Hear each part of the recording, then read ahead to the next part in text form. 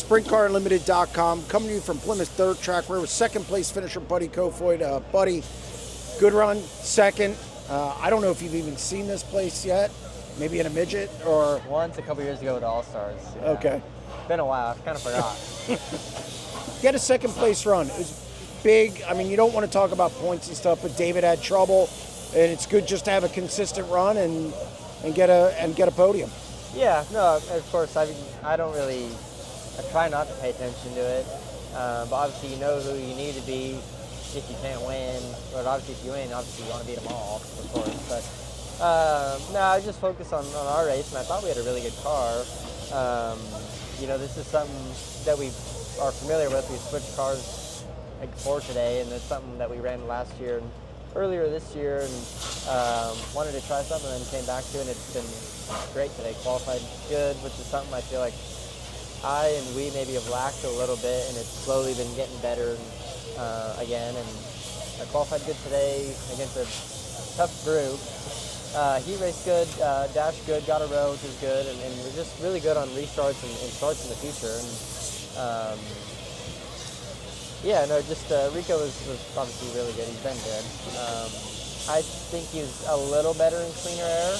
I'd say we're probably about even in 1 and 2, and he was higher in the 1 than I was, but I was trying to get under this rut, which kept getting me tight before really the corner even started. And I feel like I got rolling good there, and 3 was tricky. There's like zero grip, and like you kind of get in and like blow across to a 2-foot tall cushion and on exit, and so I probably needed a little help there, but I just wanted traffic, and unfortunately we never got it until the last 5-8 laps probably, and that's where my car always, I feel like, thrives, is dirty air and traffic.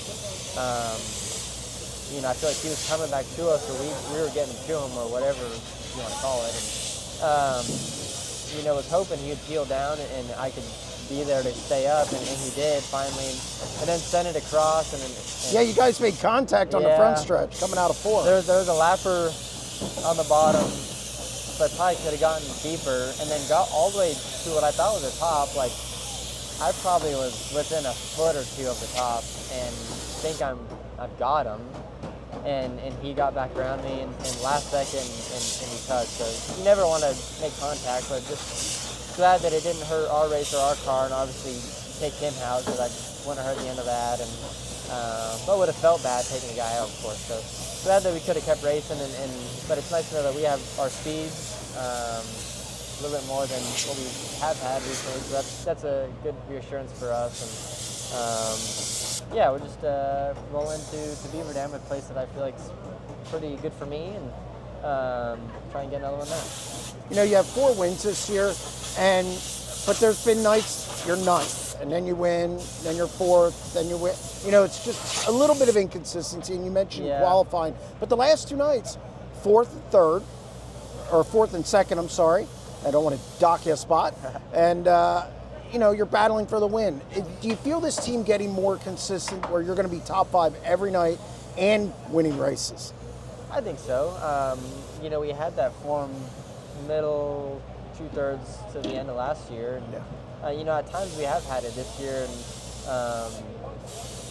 but, you know, we did change cars for a little while, and to try and perfect the half miles, and then actually took it to a shorter track at Lincoln, and then won with it. And like, okay, well, this thing's good on the short tracks too. But it has been a little tougher to figure out probably, and I think that's kind of been our downfall, if you will. Just with qualifying, and then you kind of get behind, or maybe we kind of aren't where we normally are used to feeling in the feature. So we just decided to make a change again, and back to what is comfortable for me and for Dylan. And I feel like we qualified good again out of the gate, and raced a little bit better, and the cars react different to what I'm more used to. So that's a good positive. And but yeah, just as always, just want to thank Dylan, Nate, and John. They work extremely hard, and this deal is not easy on them especially. Just thankful that I get to drive Dennis and Creech's beautiful car with Mo 1 and third on the car. Last thing, you got some big races coming up now, and especially one that you won last year, the UCITS. this is the right time for you to kind of get things worked out, get consistency, and especially qualify well because it's so big. I believe so, yeah. I mean, anytime, obviously, you can run well against, to me, the Outlaws the best.